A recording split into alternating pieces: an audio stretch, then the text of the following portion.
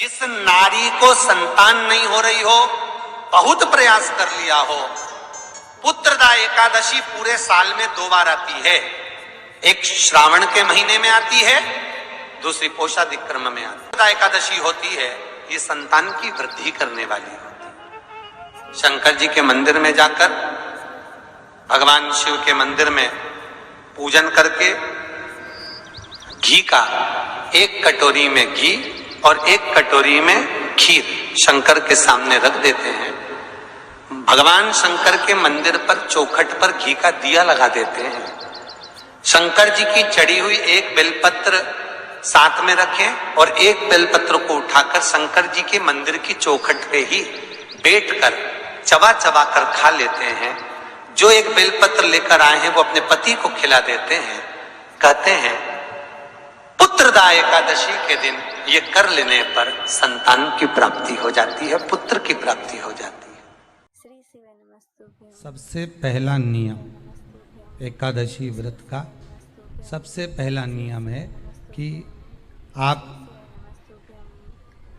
जिस दिन व्रत करो उसके 1 दिन पहले भक्ति का संचार इस हृदय में करो। भक्ति का संचार इस हृदय में कर लीजिए। जिस दिन आप व्रत करो, जैसे एकादशी का व्रत कर रहे हो तो दशमी के दिन शाम का समय जब आवे, रात्रि जब होने लगे, शाम का समय आवे और रात्रि का आप जब भोजन ग्रहण करो तो उस भोजन में कोई ऐसा पदार्थ ग्रहण मत करिए जिस पदार्थ के कारण आपकी एकादशी बिगड़ जाए।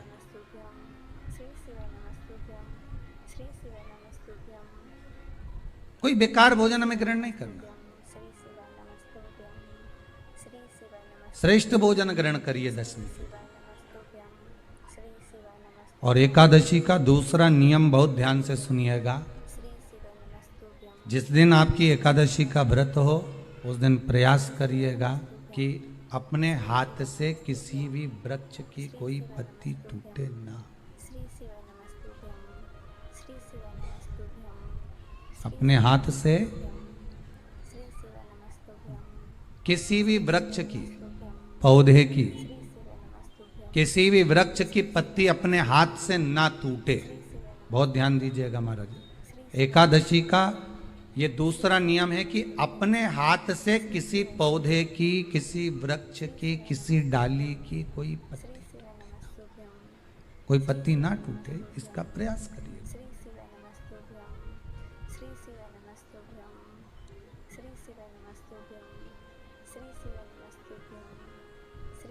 कितना सुंदर व्याख्यान कहा है, कितना सुंदर वर्णन है महाराज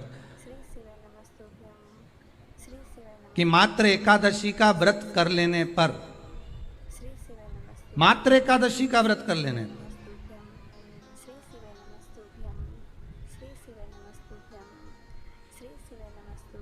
जो पूर्व में किया गया हमारा पाप कर्म है, हमने किसी जीव की हत्या करी है, हमने किसी को कष्ट प्रदान करा है, हमने किसी को अपशब्द कहा है, हमने किसी को ताने दिए, हमने किसी को आड़ा टेढ़ा कहा है, हमने किसी को गालियां दे दी है, मात्र एकादशी का व्रत ही कर लेने पर ये सारे जो दोष हैं वो समाप्त हो जाते हैं।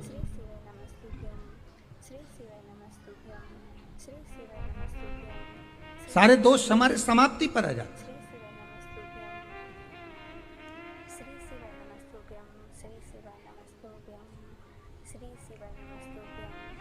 अब एक विचार करिएगा थोड़ा सा अपने मन में, अपने चित्त में, अपनी वृत्ति में एक बात उतारिएगा। एक अपने मन में एक बात को उतार कर रखिएगा कि आप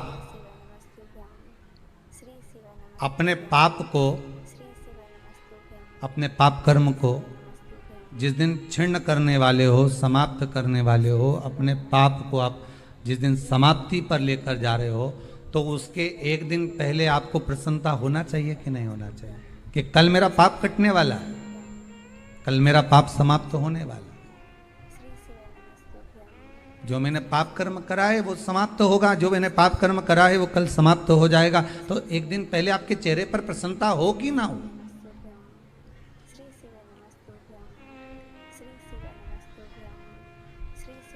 और चेहरे पर वो प्रसन्नता आपके आना चाहिए कि कल मेरा एकादशी का व्रत है, आज दशमी है, कल एकादशी का व्रत है, तो कल मेरी जब एकादशी का व्रत रहेगा तो मेरा ना जाने कितना कितना पाप, कितना असत्य, कितना झूठ, कितना प्रपंच वो समाप्त हो जाएगा। इसमें मुझे प्रसन्नता हो, इसमें मुझे आनंदता हो।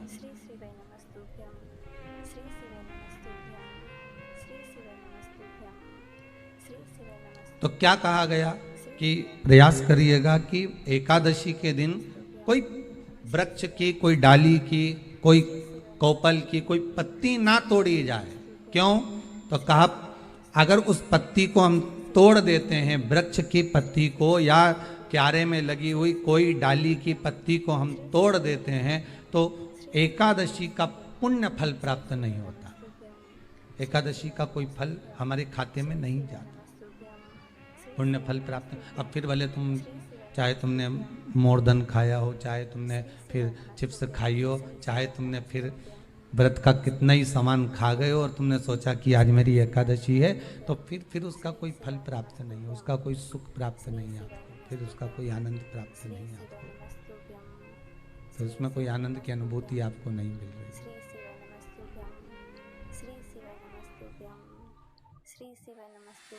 स्कंद पुराण कहती है जिस व्यक्ति पर कर्जा बहुत ज्यादा मात्रा में हो जाता है और कर्जा चूकता नहीं है, आप बहुत प्रयास कर लिए, करोड़ों रुपए का कर्जा हो गया, यहां से लिया वहां दिया, वहां से उठाया वहां दिया, वहां से उठाया वहां दिया, तो निवेदन है कभी मौका लगे कर्जा मुक्ति के लिए सारे वृक्षों में अगर कोई श्रेष्ठ वृक्ष माना गया है तो वो बट का वृक्ष माना गया महाराज। इसलिए प्रशासनिक कार्य के लिए, मानसिक टेंशन में, परेशानियों में बटकेश्वर महादेव का स्मरण किया जाता है।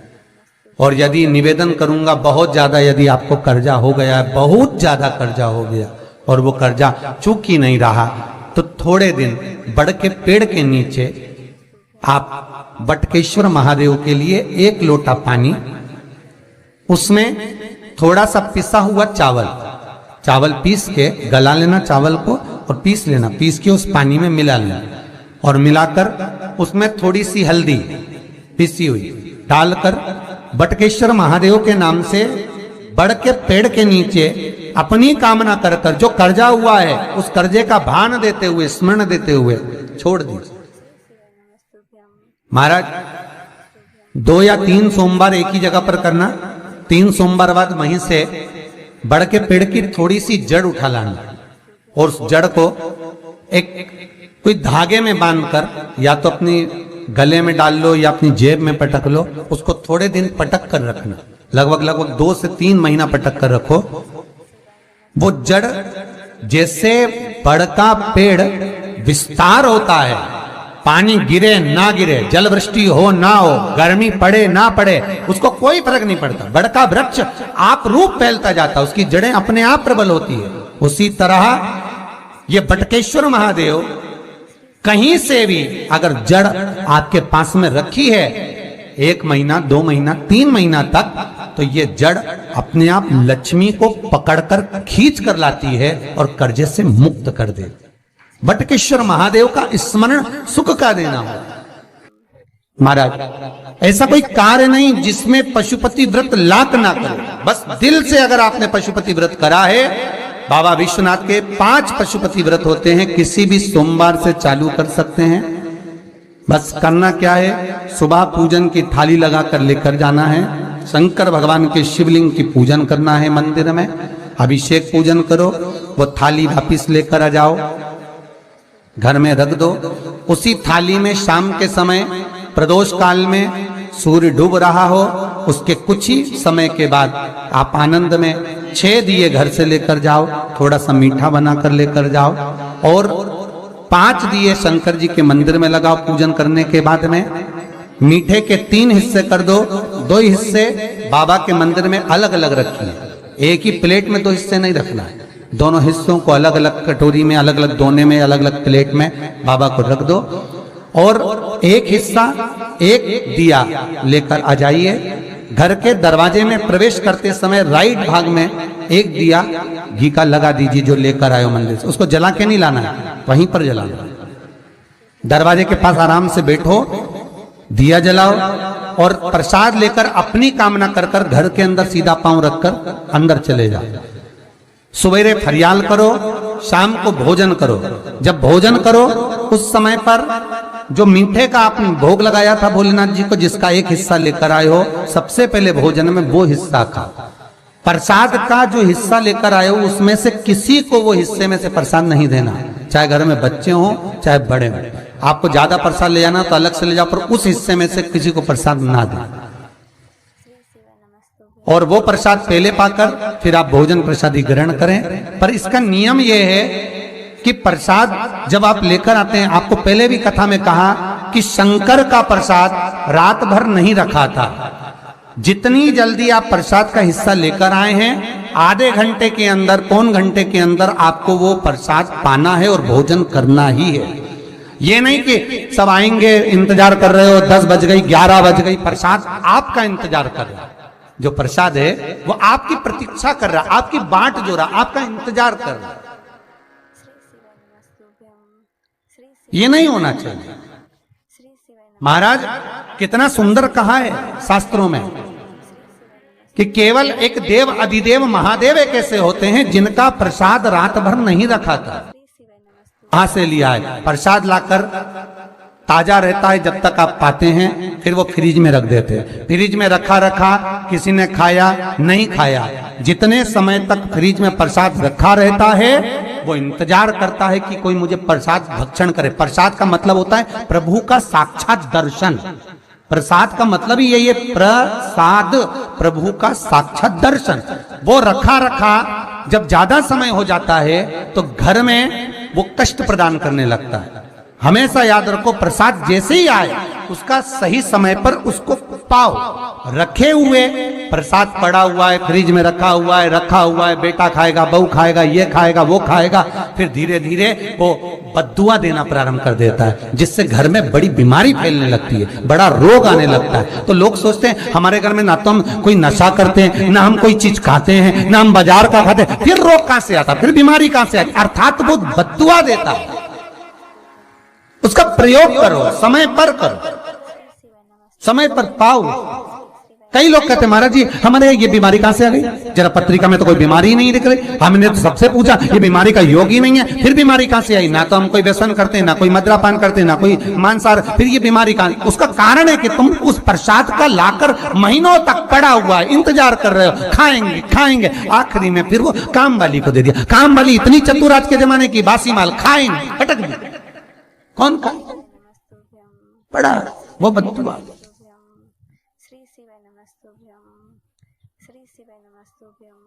जितना आपको पाना है, जितना आपको लेना है, उतना प्रयोग करो। ज्यादा रखकर बहुत दिनों तक पड़ा है, खोर रखी है, मोहन थाल रखा है, लड्डू रखा है, पेड़ा रखा है, कुछ सामान रखा, नहीं भाई, जितना बने उतना लाओ, नहीं तो किसी को तुरंत बांट दो, समापन करो। पर अपने यहाँ पर बहुत दिन तक रखकर उसका बाबा स्वयं, मेरा श्री जी बाबा, मेरे तिरुपति बाबा, मेरा गोवर्धन नाथ, मेरा भोलेनाथ, उस प्रसाद के रूप में तुम्हारे घर में कितने दिन इंतजार करे कि मैं तेरे भीतर प्रवेश करूं, पर तू कराए नहीं, पड़ा है, रखा रहने दो, मन नहीं करता। शक्तियों जैसा कर्म मत करो जिससे हमें कष्ट मिले। कई लोग कहते हैं हमने पशुपति व्रत करा, हमारा बहुत काम हुआ। कई लोग कहते हैं हमने करा पर हमको अभी तक उसका कारण है कि तुम बहुत देर तक प्रसाद को इंतजार करा रहे हो। तो बाबा भी आपको इंतजार करा रहा है, मेरा विश्वनाथ भी इंतजार कर रहा है। उस समय अवधि का भान होना चाहिए। निगाह हटी, दुर्घटना घटी, बस ध्यान रखो। हम कहते हैं कि हम पूजन करते हैं, हम पाठ करते हैं, हम अर्चना करते हैं, हम अनुष्ठान करते हैं, हम भगवान की सेवा करते हैं, फिर दुख हमको ही क्यों आता है? उसका कारण केवल इतना सा कि दुख हम खुद बुलाते हैं, दूसरा नहीं। हम स्वतः पशुपति व्रत 5 व्रत करो। 5 व्रत पूर्ण होने पर कई माताएं कहती है कि बीच में हमारे व्रत छूट जाते हैं रजस्वला धर्म के समय पर, तो व्रत तो करना पड़ेगा पर पूजन नहीं होगी और वो गिनती में भी नहीं आएगा। पर व्रत करना है पर गिनती में नहीं आएगा। मार पूजन भले मत करो, 7 दिन बाद आप जो व्रत करें वो अपने ऊपर है, पर गिनती में नहीं आएगा, व्रत करना पड़ेगा। गिनती में तब आएगा जब दरवाजे पर आप दिया लगाएंगे, जितने दिए आपने लगाए उसी गिनती में आएगा। और महाराज 5 व्रत जब पूर्ण हो जाएं, 5वां व्रत रहे, तब एक नरियल श्रीफल, उस पर एक मोली नाड़ा लच्छा लपेट कर, उस पे 11 रुपए रखकर, कोई आपको किसी को ना भोजन कराना है ना भंडारा करना है, केवल मोली लच्छा लपेट कर 11 रुपए रखकर बाबा विश्वनाथ के सम्मुख में शंकर जी की वो जलाधारी जो गोल है माता जगत जननी का हस्तकमल, उसी पर रख देना है। विनती कर देना, बाबा मेरी ये कामना से मैंने ये व्रत किया। जो पशुपति व्रत स्कंद पुराण में, लिंग पुराण में, नर्मदा पुराण में, शिव महापुराण में, पद्म पुराण के अंदर वर्णन किया, वो व्रत मैंने किया। बाबा मेरे इस व्रत को स्वीकार करना, मेरी कामना पूर्ण करना। बाबा को झोली पसार कर प्रणाम करो और अपने घर को चल जाओ। बस यही 5 व्रत का विधान है। पशुपति व्रत ऐसा कोई काम नहीं जो ना हो, बस दिल से अगर व्रत किया है तो बाबा मनोकामना पूर्ण तो करे ही है। मनोकामना आप हमारे घर के, चाहे घर की धर्म पत्नी हो, चाहे भांजे हो, कोई प्रॉब्लम होती है, हम उनसे कह देते पशुपति व्रत कर लो, हो जाए। बस पशुपति व्रत में आपका भाव शुद्ध होना चाहिए। निर्मल चित्त निर्मल मन सो मोहि पावा, मोहि छल छिद्र कपट ना भावा। निर्मलता के भाव में भगवान मिल सकता। और फिर निवेदन करूंगा, 1 लोटा पानी चढ़ाओ ना चढ़ाओ, पर बाबा से दिल से आप मिलो तो एक बार, दिल से उससे कहो तो। शिव शंकर का पशुपति व्रत केवल सांसारिक मनुष्य ही नहीं करता, ये पशुपति व्रत देवता भी करते, देवता।